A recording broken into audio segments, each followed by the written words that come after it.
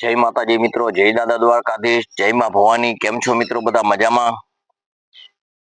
કાલે મિત્રો આપણે કોઈ પણ પ્રકારનો વિડીયો નથી બન્યો, કારણ કે અહીં તોફાની વરસાદી વાતાવરણ હતું, કમોસમી વરસાદ હતો. અને આપ જાણો છો કે ખેતીમાં ઘણા ઘણા કામ હોય, એમાં વિડીયો ન બનાવી શકો. આજે મિત્રો આપણે મળ્યા છીએ તો આજે આપણે વાત કરવી છે શિસ્ત. શિસ્ત એટલે શું? માણસ પોતાના જીવનની અંદર શિસ્ત ખૂબ જ જરૂરી છે. માણસનો આચાર, વિચાર, ઉચ્ચાર સર્વ પ્રકારને સ્વયંમાં રાખી અને જીવન જીવવું અને આગળ વધવું અને એક અનોખી માણસ જેવી થિયરીથી જીવવું, એને શિસ્ત કહેવાય. માણસના જીવનની અંદર શિસ્ત ખૂબ જરૂરી છે. શિસ્ત વગરનું જીવન એટલે માણસના માણસાઈ વગરનું જીવન. મિત્રો, ખરેખર તમે આમ વિચારો ને તો જીવન તો શિસ્ત હોય કે ન હોય, જીવન તો ચાલે જ છે. પરંતુ મિત્રો, શિસ્ત હોય ને તો એક અનોખી તમારી એક છાપ પડે છે. તમારા જીવનની કઈક કિંમત છે. તમારા જીવન જોઈ અને કોઈ એમાં પ્રેરણા લે છે. શિસ્ત એટલે પરિપૂર્ણ માનવ કહેવાય. માનવ જિંદગીમાં શિસ્ત વગરનું જીવનની કોઈ કિંમત નથી. કારણ કે શિસ્તથી માણસની અલગ ઓળખ થાય છે. પછી પોતાના સમાજમાં, પોતાના કુટુંબમાં, અન્ય સમાજની અંદર એની કંઈક અલગ ઓળખ હોય છે. એટલે મિત્રો, શિસ્ત ખૂબ જરૂરી છે. દાખલા તરીકે આપણે સવારમાં ઉઠી પછી આપણે આપણું રોજિંદું કામ, જે આપણે ટૂંકમાં સવારે ઉઠીએ તો દાંતણ કરીએ, સ્નાન કરીએ, ગમે તેને માનતા હોય એની પૂજા કરી ચિત્ત એકાગ્ર કરીએ. આપણા ઘરે પશુ હોય તો એના ગોબરથી માંડીને કોઈ પણ આપણે ચારો નાખ્યો એની સફાઈ કરીએ અને નવો ચારો નાખીએ. પછી આપણે આપણું જે રોજિંદું કામ હોય એ કામ ઉપર આપણે જઈએ. ત્યારે આપણે જે કામ ઉપર જઈએ અને આપણા રાબેતા મુજબ જે કામ કરીએ, ત્યારે આપણી સાથે કામ કરતો રહેલો વર્ગ હોય એની હારે કઈ રીતે બોલવું, કઈ રીતે રહેવું, કઈ રીતે એને જવાબ આપવો, એ આપણે ખૂબ વિચારીને અને વ્યવહાર કરતા રહેલા હોય છે. કારણ કે આ બધું શિસ્તમાં આવે. આપણે આપણા પરિવારની અંદર કોઈ પણ કામ આપણે કરવાનું હોય તો આપણું રોજિંદું કામ હોય એની સાથે આપણા કામની અંદર જે કાયમીનું રૂટીનનું કામ હોય એમાં અડચણરૂપ ન થાય એ રીતે આપણે એની ગોઠવણી કરતા હોય. આ બધું પણ શિસ્તમાં આવે છે. મિત્રો જીવનની અંદર શિસ્તથી માણસ ઘણું કરી શકે છે.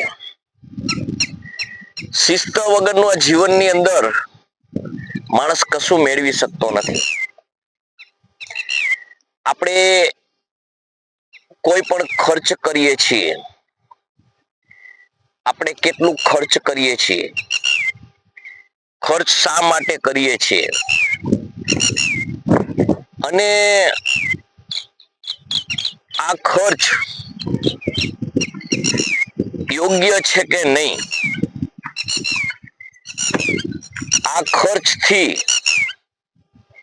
મારા જીવનની અંદર કઈ ઉપયોગતા છે કે નહીં, આવું બધું વિચારીને ચાલે એને પણ મિત્ર શિસ્ત કહેવાય. શિસ્તથી મિત્રો કોઈ પણ તમે કાર્ય કરો એમાં જે શિસ્તબદ્ધ અને એની કાર્યની પ્રણાલિકા પ્રમાણે તમે કાર્ય કરો એટલે કાર્ય ખીલે. શિસ્તથી સંબંધ બાંધો એ સંબંધ ખીલે. શિસ્તથી હર સમાજની અંદર તમે કોઈ પણ ધારેલું કાર્ય હોય એ કરી શકો.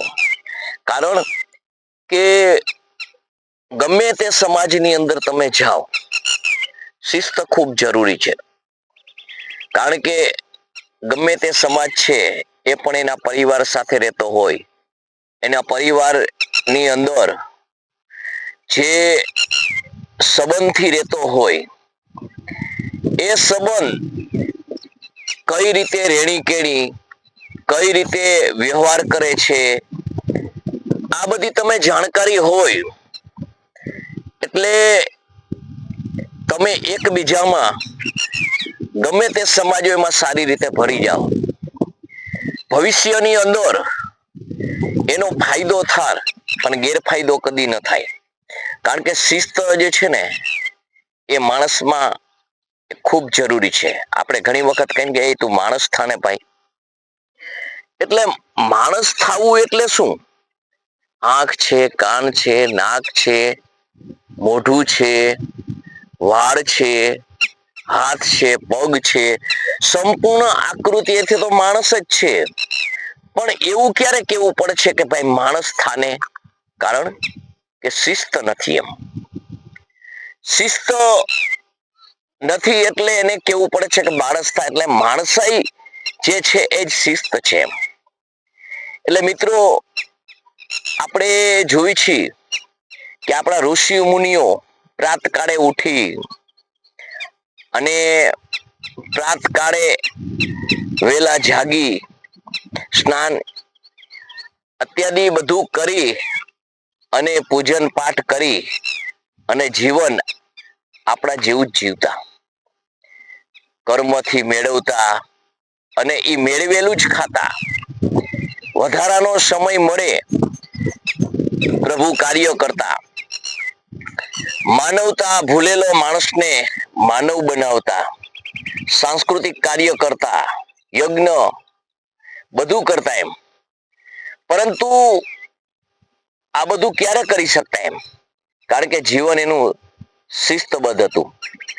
જીવનની અંદર શિસ્ત ગુમાવ્યું એટલે કોઈ વસ્તુ તમે હાસિલ કરી શકો નહીં. આપણે ગમે એવું કઠિન કાર્ય હોય, ગમે એવું કાર્ય અઘરું હોય, પણ તમારા જીવનમાં શિસ્ત હોય તો વિત્તથી માંડીને વિત્ત શક્તિ, પછી શારીરિક શક્તિ, કર્મ શક્તિ, આ કોઈ પાસેથી જો તમે મેળવવા માંગતા હોય તો શિસ્તબદ્ધ માનવને બધું મળી જાય છે. પણ શિસ્ત ગુમાવેલા માણસને કશું મેળવી શકતો નથી. એટલે મિત્રો, શિસ્ત ખૂબ જરૂરી છે. આપણે માતા પિતાને આદરથી સન્માન કરીએ, વડીલોનું સન્માન કરીએ, કુટુંબમાં મહેમાન ગમે તે આવે એનું સન્માન કરીએ, સારી રીતે વાત કરીએ, આ બધું શિસ્તમાં આવે છે. પરંતુ આપણે સમજ્યા વગરનું કોઈ કાર્ય કરીએ કે કોકને દિલને ઠેસ લાગે એવું કાર્ય કરીએ તો સમજી લેજો કે તમે શિસ્તતા ગુમાવી દીધી છે. એ તમારી શિસ્ત નથી એમ. એટલે માનવના જીવનની અંદર શિસ્ત ખૂબ જરૂરી છે. તો મિત્રો, શિસ્ત જાળવીને જ કામ કરજો.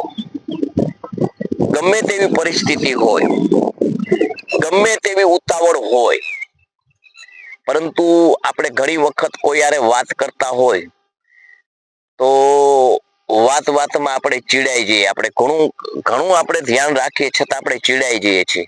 તો નહીં આપણે શિસ્ત ગુમાવીએ છીએ અને સામેના વ્યક્તિને એ અઘરું લાગે છે, દુઃખ લાગે છે. માટે શિસ્ત એટલે ડગલે પગલે ધ્યાન રાખી અને ચાલવું, કોઈ પણને તકલીફ ન દેવી, કોઈ પણના દિલને ઠેસ લાગે એવી વાત ન કરવી, આ એક માનવતાનું શિસ્ત છે. તો મિત્રો, આ વિડીયો તમને કેવો લાગ્યો? તો લાઈક કરજો, શેર કરજો, સબસ્ક્રાઈબ કરજો અને તમારા મંતવ્યો મને જણાવજો. જય માતાજી, જય ભવાની, જય દાદા દ્વારકાધીશ.